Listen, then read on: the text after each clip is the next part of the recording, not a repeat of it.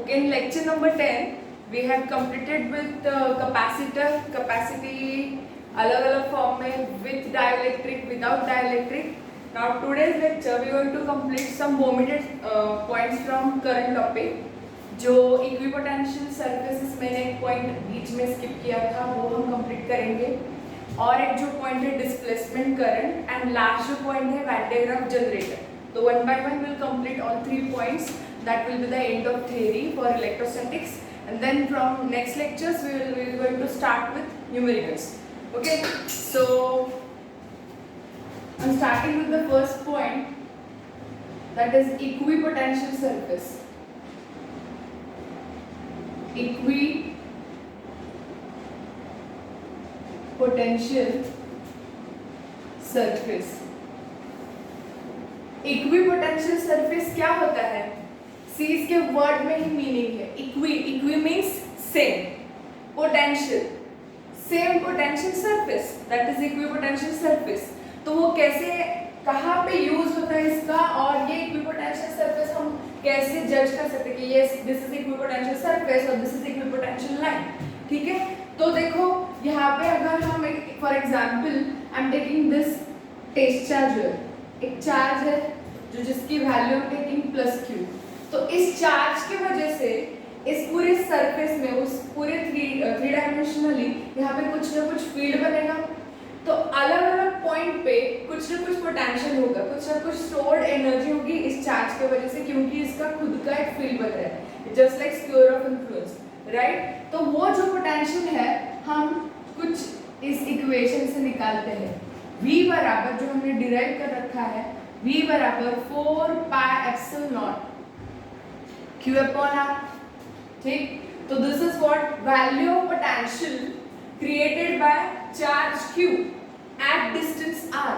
तो यहाँ पे physical significance of equation says potential की वैल्यू चेंज हो रही है. क्यों चेंज हो रही है? Due to strength of charge and due to separation for point where you need to find the potential. Okay, but यहाँ पे हम ऐसे डिस्कस करें कि चार्ज को फिलहाल तो मैं कांस्टेंट रख रही हूँ. तो if I am keeping charge का वैल्यू कांस्टेंट, तो वो अफेक्टिंग फैक्टर नहीं बनेगा टू चेंज दिस वैल्यू. तो for that 1/4 pi epsilon naught Q ये कांस्टेंट हो गया. तो what is going to change? R is going to change. तो V is inversely proportional to R. ये अपना एक बेसिक फिजिकल सिग्निफिकेंस है. R ये जो फैक्टर है, डिस्टेंस ये जो फैक्टर है जो फोर्स के लिए अफेक्ट करता है, फील्ड, पोटेंशियल एनर्जी, चारों जो पॉइंट्स है इलेक्ट्रोस्टैटिक्स में डिस्टेंस की वजह से वेरी होते हैं. ठीक है, बट यहाँ पे हम बात कर रहे हैं इक्विपोटेंशियल. तो मैम आप बोल रहे हो कि यहाँ पे potential is changing with respect to distance, तो पोटेंशियल कैसे सेम होगा, कहाँ पे सेम होगा, ये हमें डिस्कस करना है. देखो, अगर हम चार्ज को कांस्टेंट रख रहे हैं, फील्ड जो जिसमें ये चार्ज रख रहे हो वहां पे आप वो फील्ड कांस्टेंट रख रहे हो, तो वहां पे क्या होगा, कुछ r डिस्टेंस पे इस चार्ज की वजह से कुछ r डिस्टेंस पे कुछ v1 पोटेंशियल बनेगा. यहाँ पे कुछ v1 पोटेंशियल होगा. Similarly at other side if I am taking r again same distance, तो यहाँ पे कुछ पोटेंशियल बनेगा v2, और एक सेपरेशन R बनाओ अलग जगह पे, यहाँ पे पोटेंशियल बनेगा v3, और एक सेपरेशन बनाओ जो R ही होगा, वहां पे potential I am taking v4. ठीक है, तो can I connect all those locuses that I am taking for v1, v2, v3 and v4. तो once you connect this you will find it is a circle. ठीक है, तो locus of these points from the sphere, यहाँ पे हम 2D पे draw करें तो यहाँ पे ये सर्कल दिख रहा है, बट एक्चुअल में जो फील्ड होगा वो क्या होगा, 3 डायमेंशनल होगा. तो पूरे सरफेस पे, ये सरफेस या स्फीयर पे जो जितने सारे लोकस ऑफ पॉइंट्स होंगे जो r डिस्टेंस पे है, मींस कुछ r रेडियस आप कांस्टेंट रख रहे हो, तो इस चार्ज की वजह से हर जगह पे जो पोटेंशियल बनेगा वो क्या होगा, कांस्टेंट होगा. तो can I right for this specific r distance v1 बराबर v2 बराबर v3 बराबर v4. समझ गए? तो दिस इज द सरफेस. ये surface for this charge is equipotential surface, जहां पे पोटेंशियल की वैल्यू सेम. समझ गए?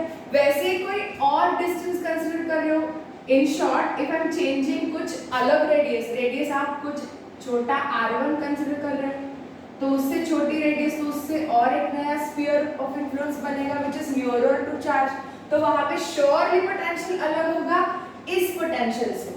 ये v1 v2 v3 v4 से मैच नहीं होगा, यहाँ पे कुछ ना कुछ अलग वैल्यू होगी v डैश जितनी से, बट इस सरफेस पे जो जितने सारे पॉइंट्स है उस सरफेस पे पोटेंशियल की वैल्यू वही होगी, क्योंकि आई एम टेकिंग यहाँ पे r dash same, and r is keeping constant, so we will be constant for this surface only. For sure अलग अलग सरफेस पे अलग अलग पोटेंशियल होगा, बट एक सरफेस पे हर जो पॉइंट है, जो जितने लोकस ऑफ पॉइंट्स है वहां पे पोटेंशियल सेम बनेगा। This is one of the property of charge, property of potential, and that is creating a surface where potential is same, that is equipotential surface. हर जो single charge है वो कब equipotential surface बनाएगा या कैसे उसकी equipotential surfaces बनेंगे, you can clearly see here bye imagining 3D view of this. एक सेंटर पे कुछ पॉइंट है और उसको अलग अलग स्फीयर से आप एनक्लोज कर रहे हो, तो वो जो एक स्फीयर है, पूरा स्फीयर का जो सरफेस है will be my equipotential, first equipotential surface, another equipotential surface, one more equipotential surface, and in short ऐसे अलग अलग कॉन्सेंट्रिक सर्कल्स या स्फीयर्स आप ड्रॉ कर रहे हो कुछ चार्ज Q को लेके, तो ये हर जो सरफेस है वो इक्विपोटेंशियल सरफेस है। मींस हर वो सरफेस, यहाँ पे कुछ पोटेंशियल की वैल्यू V1 होगी, उसके हर पॉइंट पे वो V1 बनेगी, यहाँ पे हर पॉइंट पे V2 बनेगी, यहाँ पे V3 V4, surely V1 not equal to V2, not equal to V3, not equal to V4, but V1 for this surface will be same. समझ गए? तो ऐसे n numbers of equipotential surface you can draw. यहाँ पे example की तरीके से अगर ले रहे हो तो यहाँ पे कुछ 100 वोल्ट है, 90 वोल्ट है, 80 वोल्ट है, 70 वोल्ट है, और एक यहाँ पे बात क्लियर हो रही है कि V inverse proportional to R, means inverse के साथ क्या हो रहा है, पोटेंशियल जैसे आप डिस्टेंस को बढ़ा रहे हो पोटेंशियल विल गो ना डिक्रीज, तो ये भी आपको ध्यान में रखना है। तो फिजिकल सिग्निफिकेंस क्या है, जितने इक्विपोटेंशियल सरफेसेस की रेंज बढ़ती जाएगी potential will surely decrease, but उस सरफेस के अलग अलग पॉइंट्स पे पोटेंशियल विल बी कांस्टेंट। समझ गए? तो this is what equipotential surface. तो अगर कोई पॉइंट चार्ज और test charge whether it is positive और इट इज नेगेटिव, अगर पॉजिटिव की बात कर रहे हो तो वो आउटगोइंग फील्ड होगा, रेडियली आउटगोइंग, जो हमने ऑलरेडी डिस्कस करा है 11th स्टैंडर्ड में। एंड अगर वो वैसे माइनस क्यू चार्ज मीन्स अगर आप पॉइंट चार्ज ही ले रहे हो बट वो नेगेटिव ले रहे हो तो वही सेम होगा। It also forms some concentric equipotential surfaces जो स्फेरिकल होंगे and which is radially inward, वो फील्ड बनेगा जो इनवर्ड होगा, क्योंकि lines of forces are coming to negative and outgoing from positive, but both are same. तो कोई टेस्ट चार्ज की बात कर रहे हो तो test charge will surely give you equipotential surface, and equipotential surface को ड्रॉ करना है तो कैसे ड्रॉ करें, कॉन्सेंट्रिक सर्कल्स। समझ गए? तो जैसे ही सर्कल्स की रेंज या रेडियस बढ़ते जाएगी potential will surely gonna decrease by this, but उस सरफेस पे वो पोटेंशियल सेम बनेगा, तो दिस इज इक्विपोटेंशियल सरफेस। समझ गए? ये टेस्ट चार्ज के लिए। ऐसे कोई सिलेंडर के फॉर्म में कुछ चार्जेस का अलाइनमेंट कर रहा है, जैसे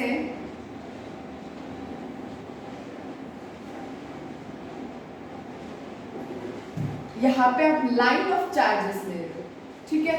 तो if I am taking axis of charge और लाइन ऑफ चार्जेस, तो हर एक का सर्कल सर्कल सर्कल बनेगा अलग, ठीक है? तो it enclose by a huge cylinder.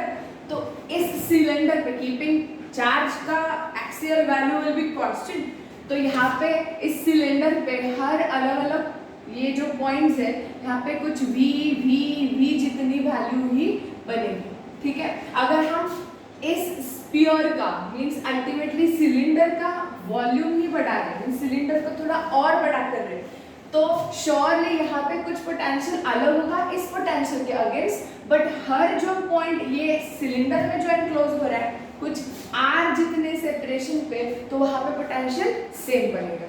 समझिए? और थोड़ा सिलेंडर को बढ़ा तो वहाँ पे पोटेंशियल अलग होगा, बट हर अलग अलग पॉइंट्स पे उस सरफेस पे पोटेंशियल सेम बनेगा। तो if I am taking excess of charges और bunch of charges, line of charges और ऑन सिलेंडर का अगर एक्सिस कंसिडर कर रहे हो तो वहां पे कोएक्सियल अगर सिलेंडर ड्रॉ कर रहे हो तो that will be equipotential surfaces. यहाँ पे क्या है, concentric spheres will be equipotential surfaces. This is simple concept for equipotential surface. But इसकी कुछ अलग अलग प्रॉपर्टीज है जो हमें देखने हैं, जैसे लाइंस ऑफ फोर्सेस के हमने प्रॉपर्टीज कर रखे हैं, इलेक्ट्रिक लाइंस ऑफ फील्ड्स की प्रॉपर्टी कर रखे हैं, वैसे ही इक्विपोटेंशियल सरफेसेस की प्रॉपर्टीज भी है। तो वो क्या है वो देखनी है। That reveals concepts related to equipotential surface. Okay, तो पहली जो प्रॉपर्टी होगी, first property for equipotential surface, potential difference across equipotential surfaces is zero. Logically देखो, टेक्स्ट बुक में बहुत सारे डिफरेंट वेज में बताया, बट हमें कॉन्सेप्ट को समझना है। कॉन्सेप्ट क्या कहता है, किसी भी एक पोटेंशियल इक्विपोटेंशियल सरफेस पे अलग अलग पॉइंट्स आप ले रहे हो तो वहां पे कुछ पोटेंशियल डिफरेंस नहीं होगा। मींस पोटेंशियल डिफरेंस की वैल्यू क्या बनेगी वहां पे, जीरो। कैसे, देखो यहाँ पे हम एक इक्विपोटेंशियल सरफेस ले रहे हैं, ऐसे कुछ चार्ज की वजह से कुछ इक्विपोटेंशियल सरफेस बन रहे हैं, प्लेन आई एम टेकिंग, ठीक है। तो this is my A point and this is my B point, ठीक है। कुछ सेपरेशन पे है, कुछ चार्ज है, कुछ एक्सिस की वजह से वहां पे कुछ सरफेस बन रहा है। This is a part of surface. हाँ, तो यहाँ पे क्या है, A पॉइंट है, B पॉइंट है। A पे भी V1 पोटेंशियल है, B पे भी V2 पोटेंशियल है। क्यों? क्योंकि both the points are on to same equipotensial surface। तो यहाँ पे कुछ 10 वोल्ट जितना पोटेंशियल होगा, यहाँ पे भी 10 वोल्ट जितना पोटेंशियल है, ठीक है। तो हमें ऐसे प्रॉपर्टी देनी है कि पोटेंशियल डिफरेंस क्या है, property potential difference on equipotential surface is अंडा, मींस जीरो, यहाँ पे कुछ नहीं है। तो A एंड B पे क्या पोटेंशियल्स है, potential at point B minus potential at point A equal to V1 minus V2 equal to zero. क्योंकि पोटेंशियल यहाँ पे 10 है, यहाँ भी 10 है, तो 10 माइनस 10 है जीरो। तो पोटेंशियल डिफरेंस डेल्टा V क्या है, delta V for equipotential surface is always zero. This is the concept, ठीक है। सही है ना, अलग अलग पॉइंट पे सेम ही पोटेंशियल जा रहा है तो एनर्जी का कोई चेंज नहीं होगा। समझ रहे, अगर पोटेंशियल डिफरेंस जीरो है तो क्या होगा, वर्क डन का, वर्क डन की वैल्यू कितनी होगी वो हमें डिसाइड करनी है। That is second property for this. What will happen with the work done, we will discuss it first and then we will write the property, ठीक है। देखो, अगर यहाँ पे सेम सरफेस को ले रहे हो, ठीक है, एंड ये A पॉइंट है, ये B पॉइंट है, ये A बना है, ये B बना, ठीक है। तो कुछ टेस्ट चार्ज Q0 को मैं ले रही हूँ जहाँ पे VA पोटेंशियल होगा, यहाँ पे पोटेंशियल इज VA, यहाँ पे potential is VB and A and B are on to same equipotensial surface. तो I need to just move my charge Q0 which is initially located at A and I need to just switch that charge or move that charge to point B by some छोटा separation dr।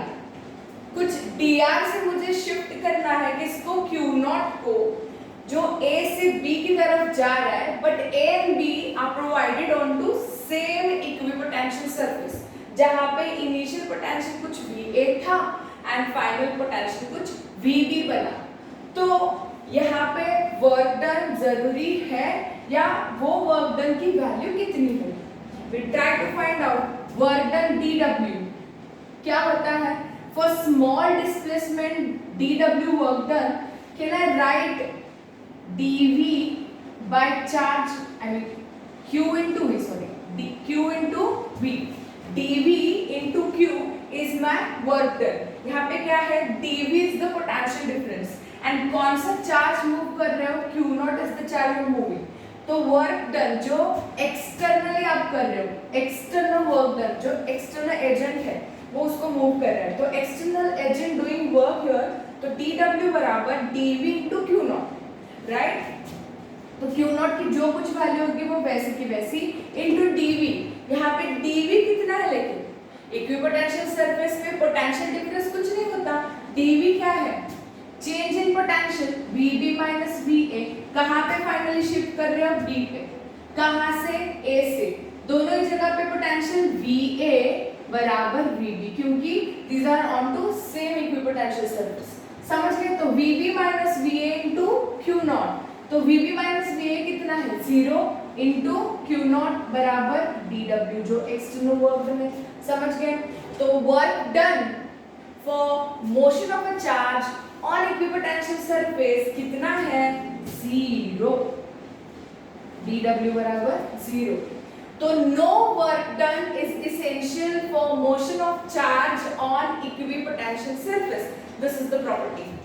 तो यहाँ पे आप लिखो no work done is needed, no work done और no energy is needed to move charge from one point to other point on equipotential surface। no work done या work done बराबर 0। Potential 0 है तो वर्क डन भी 0 है, दोनों ही ध्यान रखना, ठीक है।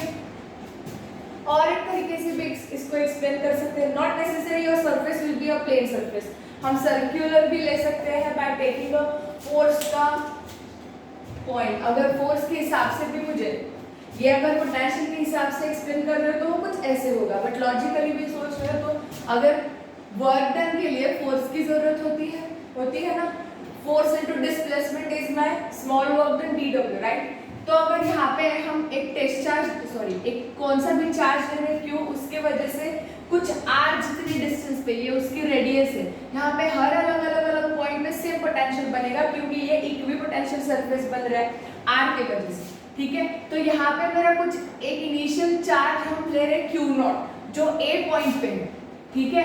एंड उसी सरफेस पे if I want to change, क्योंकि हम वर्क डन कहाँ की बात कर रहे हैं, work done on two same surface, equipotential surface पे अगर वर्क डन है तो कितना होगा। तो ये चार्ज में कुछ मूव करते हुए उसको यहाँ पे लेके आ रही हूँ B पॉइंट तक, ठीक है। तो उसने कुछ छोटा सा डिस्प्लेसमेंट करा है, ये जो एक्चुअल चार्ज से r सेपरेशन पे ही है, ठीक है।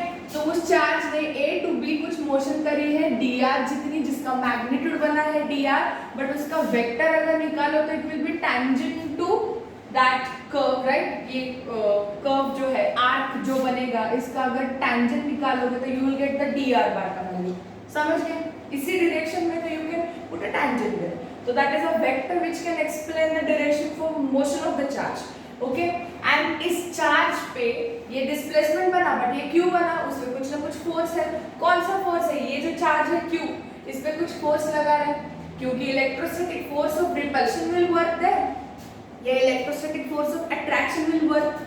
फोर्स ऑफ रिपल्शन की अगर बात हो रही है तो ये पॉजिटिव होगा तो ये नेगेटिव बनेगा, या नेगेटिव होगा ये पॉजिटिव बनेगा, वाइस वर्सा। और फोर्स ऑफ अट्रैक्शन होगा तो अलग होगा, फोर्स ऑफ रिपल्शन है तो दोनों पॉजिटिव या दोनों नेगेटिव बनेंगे।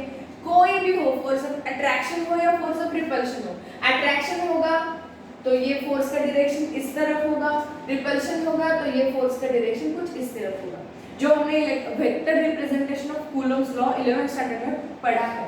This charge is applying force on to another charge. कौन लगा रहा है, ये चार्ज लगा रहा है, किस पे लगा रहा है, इस पे लगा रहा है, तो direction of force will be like this, ठीक है, ऊपर के डायरेक्शन में। तो ये बनेगा फोर्स का value from Q to Q naught, right? So this is the vector which can show the direction of force, and this is the vector which can show the direction of displacement. And as you know, work done is a scalar quantity. तो scalar है but ये बनी है दो vector quantity से, तो हमें dot product लेना होगा क्योंकि दो वेक्टर्स का डॉट प्रोडक्ट ले रहे हो तो you will get a scalar quantity, ठीक है। तो दो वेक्टर क्या है, F बार डॉट dr, ये तो बेसिक डेफिनेशन है अपनी। Force into displacement is work done equal to force क्या है, F है, dr है जो जितना है वैल्यू है, बट डॉट प्रोडक्ट सॉल्व करें तो cos ऑफ थीटा थीटा अगर 90 आ रहा है, क्योंकि इनमें 90 डिग्री दिख रहा है ना कंप्लीट, यहाँ पे ये टेंजेंट के अक्रॉस है, ये परपेंडिकुलर टू सरफेस है, तो cos थीटा 90 है, cos 90 बना अंडा, तो ये बना अंडा, वर्क डन बराबर 0। समझ गए?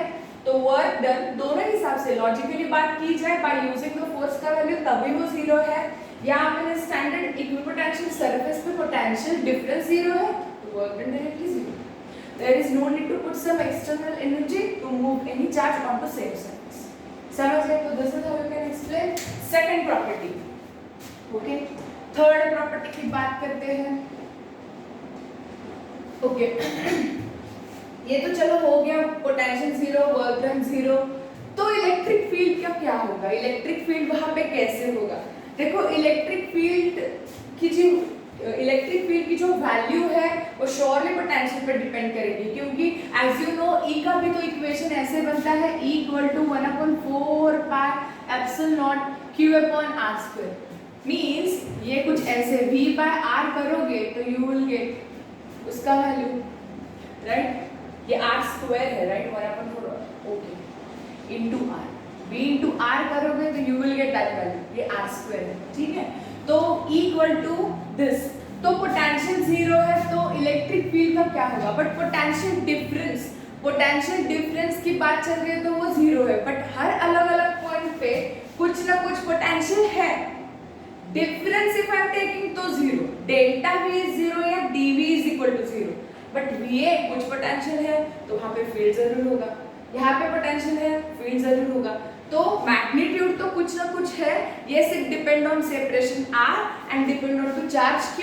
E = 1/4 pi epsilon naught into Q/r², इससे आप उसका मैग्नीट्यूड निकाल सकते हो, बट इसका वेक्टर मींस इसकी डायरेक्शन कैसे हो, ठीक है? तो इलेक्ट्रिक फील्ड इंटेंसिटी हमेशा फोर्स के डायरेक्शन में वर्क करती है, जिस डायरेक्शन में फोर्स होगा उसी डायरेक्शन में इलेक्ट्रिक फील्ड इंटेंसिटी वर्क करेगी। यहाँ हमने देखा है लॉजिकली, देखो इलेक्ट्रिक फील्ड इंटेंसिटी ऊपर के डायरेक्शन में वर्क होगी, जिस डायरेक्शन में फोर्स होगा उसी डायरेक्शन में इलेक्ट्रिक फील्ड इंटेंसिटी होगी। तो can I say electric field intensity is always perpendicular to equipotential surface? Logically नहीं तो कैसे इसको प्रूव भी कर सकते हैं? कैसे प्रूव कर सकते हैं? देखो यहाँ पे आप वर्क डन की बात कर रहे हो, वर्क डन क्या है? 0 है। पोटेंशियल डिफरेंस क्या है? 0 है। 11th स्टैंडर्ड में हमने एक कॉन्सेप्ट पढ़ा था, relation between electric field intensity and potential. क्या था वो रिलेशन?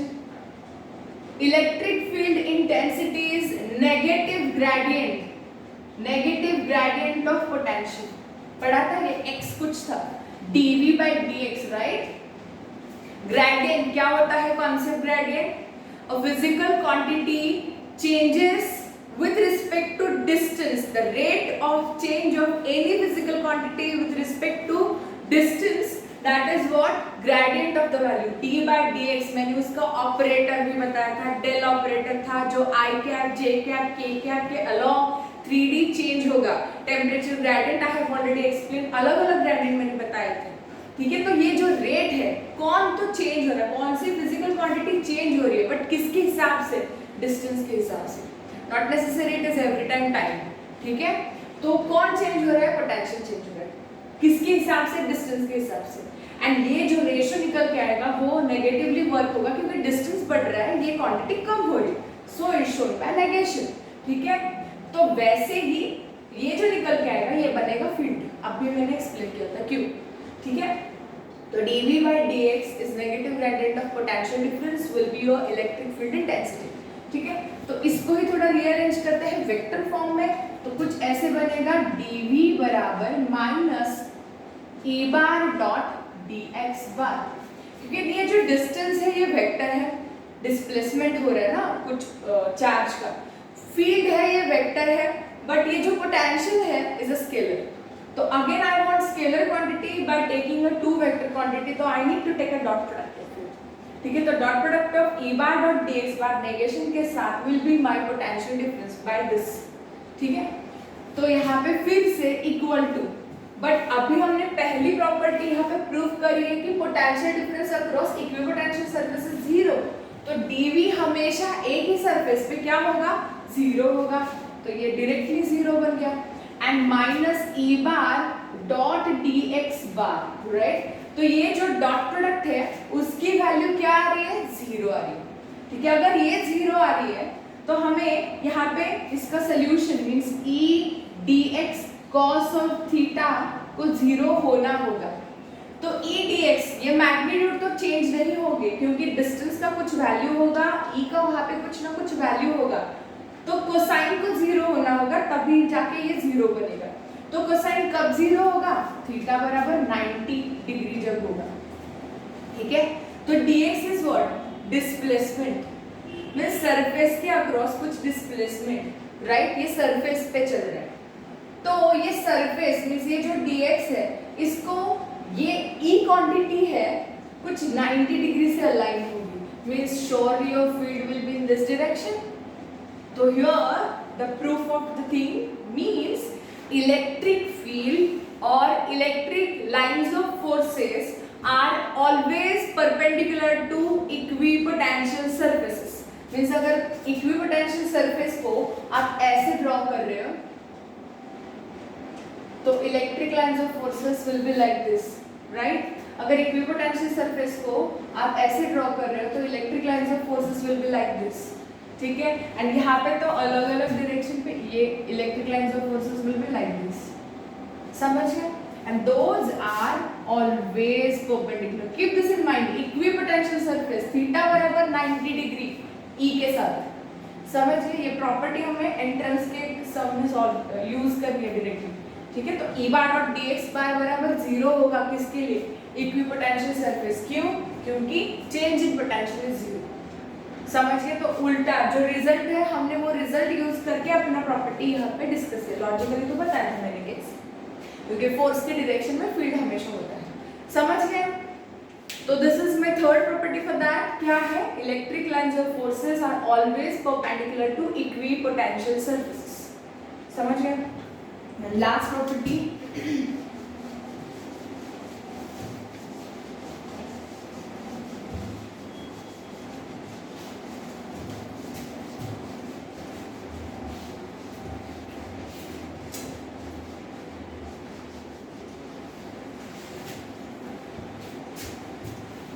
अगर ये है तो कुछ ऐसे हो सकता है, एक के अगेंस्ट दो चार्जेस दे रहे हैं तो इक्विपोटेंशियल सरफेसेस आप कैसे ड्रॉ करोगे, ठीक है। तो यहाँ पे ये अपना प्लस क्यू चार्ज है एंड ये माइनस क्यू चार्ज है, राइट। तो इलेक्ट्रिक लाइंस ऑफ फोर्स हमें पता है, उससे पहले फोर्थ प्रॉपर्टी भी डिस्कस कर लेते हैं साइमल्टेनियसली, दो सो दैट ये ज़्यादा समझ में आएगा। फोर्थ प्रॉपर्टी क्या है, फोर्थ प्रॉपर्टी इज जैसे electric lines of forces never intersect with each other, ये हमने properties of lines of forces में पढ़ा था, I hope you remember. Means दो लाइंस ऑफ फोर्सेस कभी भी इंटरसेक्ट नहीं हो सकते, इट इज इम्पॉसिबल, ठीक है। तो वैसे ही two equipotential surfaces never intersect with each other, क्या है last property, two equipotential surfaces never intersect with each other। दो इक्विपोटेंशियल सरफेसेस कभी भी मीट नहीं हो सकते, इंटरसेक्ट नहीं हो सकते। तो इसका उल्टा हम कंसिडर कर लेते हैं, इफ दे मीट तो व्हाट विल हैपन, ठीक है। ठीक है, ये एक सरफेस होगा जिसके लिए electric lines of forces perpendicular कुछ इस डायरेक्शन में होगा, ये ई बार का डायरेक्शन हो रहा है, ठीक है। इक्विपोटेंशियल सरफेसेस हम टेकिंग और दूसरा एक सरफेस हम टेकिंग यहाँ पे ही से इंटरसेक्ट करके देख रहे क्या हो सकता है, ठीक है। तो यहाँ पे वही सेम पॉइंट जो इस सरफेस ने भी इनक्लोज कर रखा है, इस सरफेस ने भी इनक्लोज कर रखा है, तो इस इक्विपोटेंशियल सरफेस का जो ये पॉइंट है उसके लिए फील्ड को कैसे होना होगा, इस डायरेक्शन में होना होगा। तो is it possible to get two direction of electric lines of forces for a single point? No it is not possible. एक पॉइंट को अगर आप डिनोट कर रहे हो फील्ड में तो उसने एक ही डायरेक्शन में फील्ड देना है, एक तो इस डायरेक्शन में होना चाहिए, एक तो इस डायरेक्शन में होना। इफ दे डू सो तो इट इज इम्पॉसिबल, क्योंकि lines of forces never intersect. ये इंटरसेक्शन पॉसिबल ही नहीं है, ई बार का इंटरसेक्शन पॉसिबल ही नहीं है, क्योंकि एक पॉइंट से एक ही फील्ड ऑफ लाइन और एक ट्यूब ऑफ इंडक्शन ही निकल सकता है, समझ गए? तो यहाँ पे इंटरसेक्शन का कोई सवाल ही नहीं है, this is impossible.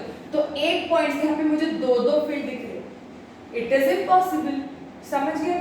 So that ये जो हमने कंसिडरेशन कर रखा है two equipotential surfaces are crossing here, this is failed consideration, wrong assumption। Means क्या करेक्ट होगा? अगर क्रॉस नहीं हो रहे, इंटरसेक्ट नहीं हो रहे, तो two equipotential surfaces never intersect, it is proof. इस कॉन्ट्ररी कंसीडर करके हमें ये प्रूफ करना होगा, समझ गया?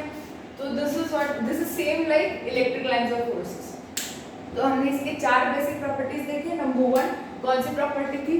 पोटेंशियल डिफरेंस dV या डेल्टा V किसी भी इक्विपोटेंशियल सरफेस पे उसकी वैल्यू बनेगी 0। अगर पोटेंशियल डिफरेंस की वैल्यू 0 है तो वर्क डन का कोई सवाल ही नहीं है, work done is 0। Second property. Third क्या है? लाइंस ऑफ फोर्सेस, हमेशा electric lines of forces are perpendicular to the equipotential surface, ठीक है? And last not the least, they never intersect with each other, समझ गए? तो यहाँ पे इसको ड्रॉ करना है हमें। एक चार्ज को लेके हमने देखा कॉन्सेंट्रिक स्फीयर निकालो या कोएक्सियल सिलेंडर निकालो, बट अगर एक के बजाय दो चार्जेस है, if I am taking dipole, तो क्या होगा? तो we will draw first lines of forces and we can apply whatever we have done till to the last fourth या प्रॉपर्टी। तो यहाँ पे हमें वो अप्लाई करना है। देखो लाइंस ऑफ फोर्सेस कैसे निकलेंगे? It should start from positive end to negative, start from positive end to negative. ये सारे डायग्राम हमने 11th में कर रखे हैं। Electric lines of forces start from positive end to negative, merge होगा ना, वैसे ही अलग वाला मर्ज होगा, नीचे के डायरेक्शन में भी निकलेंगे ऐसे, राइट? यहाँ से इस डायरेक्शन में जाएगा, इस डायरेक्शन में जाएगा, इस डायरेक्शन में होगा, इस डायरेक्शन में होगा, यहाँ से भी इस डायरेक्शन में होगा, इस डायरेक्शन में होगा, ऐसे n number of line you can draw. Because this is negative तो कमिंग फील्ड होगा, तो show pointing finger towards the charge, inward field है ना, इससे निकलते हैं तो यहाँ से निकलेगा यहाँ पहुंचेगा, यहाँ से निकलेगा यहाँ पहुंचेगा, यहाँ से निकल के यहाँ पहुंचेगा, समझ गए? And the lines of forces are shown like this.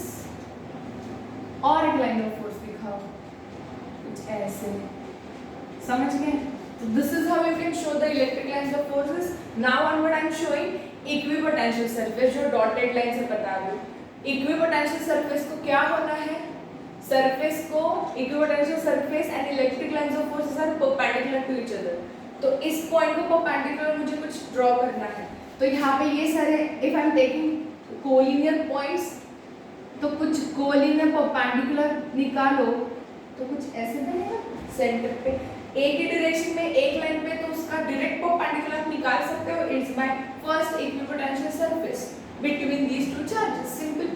यहाँ पे कर्व होते जा रहे हैं तो अलग अलग बनेगा, तो यहाँ पे परपेंडिकुलर कुछ ऐसे बनेगा, आगे जाके कुछ ऐसे परपेंडिकुलर बनते हुए वो भी ऐसे बनेगा कर्व। यहाँ से फिर भी परपेंडिकुलर परपेंडिकुलर परपेंडिकुलर निकाल दीजिए, ये कुछ ऐसे बनेगा, ठीक है? और आगे इसका भी कुछ ऐसे बनेगा, ठीक है? और आगे जो जितने चाहे आप निकाल सकते, राइट? ये इक्विपोटेंशियल सरफेस बनेगा कुछ आर्क सर्कुलेशन में, और एक इक्विपोटेंशियल सरफेस बनेगा कुछ आर्क सर्कुलेशन। यहाँ पे इक्विपोटेंशियल सरफेस बनेगा आर्क सर्कुलेशन, और इक्विपोटेंशियल सरफेस बनेगा आर्क सर्कुलेशन, समझ गए? तो this is how equipotential surfaces you can draw. Draw equipotential surface for electric dipole. अगर पूछा जाए तो ये होगा।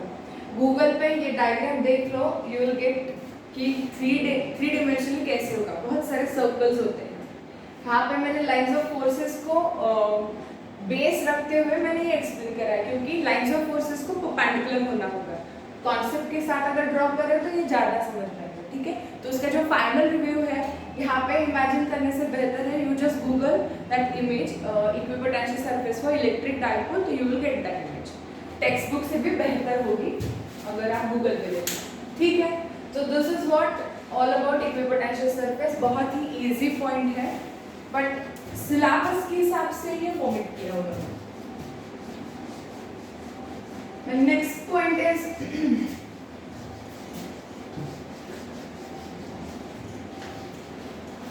Displacement current. डिस्प्लेसमेंट करंट हम और एक बार एक्सप्लेन करेंगे EMI में, इलेक्ट्रोमैग्नेटिक इंडक्शन में। वहाँ बहुत ही अच्छे से समझ में आएगा, क्योंकि अगर मैग्नेटिक फील्ड चेंज हो रहा है तो इलेक्ट्रिक करंट या इलेक्ट्रिक फील्ड के साथ क्या होगा, अगर इलेक्ट्रिक करंट फील्ड चेंज कर रहे हो तो मैग्नेटिक फील्ड के साथ होगा, और दोनों भी चेंज हो रहे हैं तो उसके साथ क्या होगा। तो इलेक्ट्रोमैग्नेटिक फील्ड का जो इंटरैक्शन है या वेरिंग फील्ड है, उसके हिसाब से कुछ नया क्या होगा, वो होगा जो डिस्प्लेसमेंट करंट होगा। वहाँ पे हमें दोनों ही फील्ड का पूरा अंडरस्टैंडिंग है, और वेरिंग फील्ड्स का अंडरस्टैंडिंग वहाँ पे है। वेरिंग फील्ड की वजह से क्या नए क्वांटिटीज वहाँ पे फॉर्म हो रहे हैं या नया कुछ बन रहा है, कौन सा करंट बन रहा है, तो वो हमें वहाँ पे देखना है।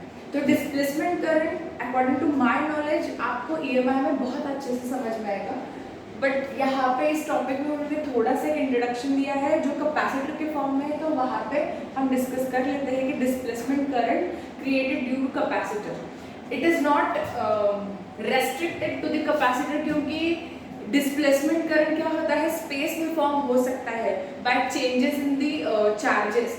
अनबाउंड चार्जेस हो या बाउंड चार्जेस हो, वहाँ पे वेरिंग फील्ड आ रहा है तो it can form in the space also, ठीक है। तो डिस्प्लेसमेंट करंट का जो टेक्स्ट बुक का फॉर्म है वो मैं एक्सप्लेन करने जा रही हूँ, EMI में बहुत अच्छे से समझ में आएगा, ठीक है। तो फिलहाल देख लो यहाँ पे क्या है।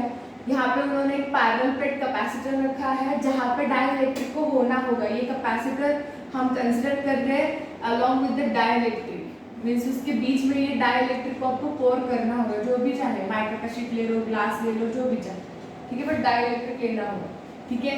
और is connected to external battery.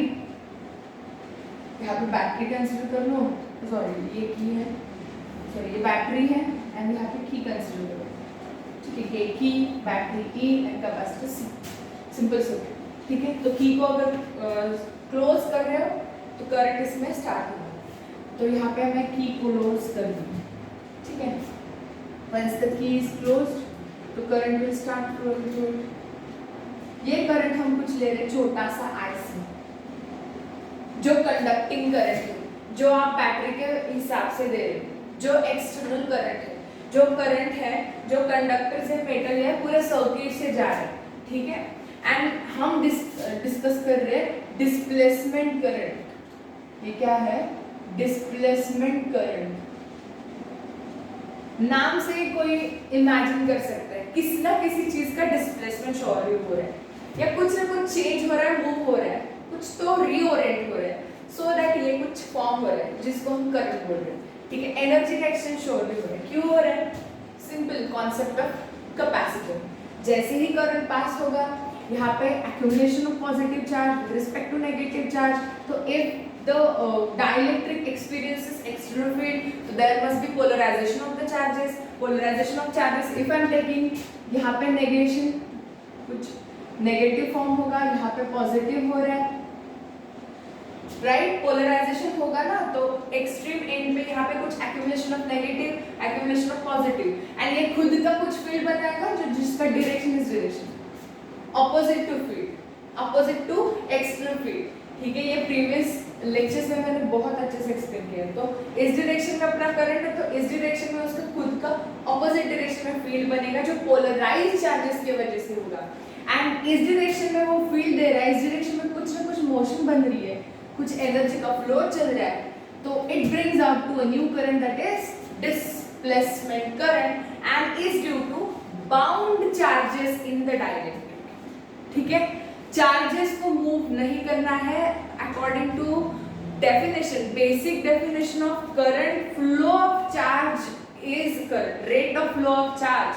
Time के साथ साथ चार्ज अगर मूव हो रहा है तो करंट कहते हैं, बट यहाँ पे charge is not moving, charge is just shuffled with respect to its space, with respect to time. जैसे ही ई चार्ज देना स्टार्ट स्टार्ट करेगा मीन्स यहाँ से करंट बढ़ते जाएगा, वैसे ही जैसे करंट आईसी रेज होते जाएगा वैसे ही पोलराइजेशन बढ़ते जाएगा, फील्ड बढ़ते जाएगा, उतने नंबर ऑफ पोलराइजेशन, उतने नंबर ऑफ रिओरिएंटेशन होते जाएंगे and bound charges they may get just shuffled, they are just segregated from each other. तो इस जो सेपरेशन में कुछ एनर्जी का एक्सचेंज हो रहा है तो it induces a new field and that field is responsible for a effect of current and उसी को हम बोल रहे हैं डिस्प्लेसमेंट करंट। तो ये तो ठीक है, ये तो कॉन्सेप्ट है, अगर ये कॉन्सेप्ट है, ये कुछ करंट जितनी वैल्यू बना रहा है तो ये करंट कितना हो सकता है is equivalent to your actual value of current, ये हमें प्रूव करना है।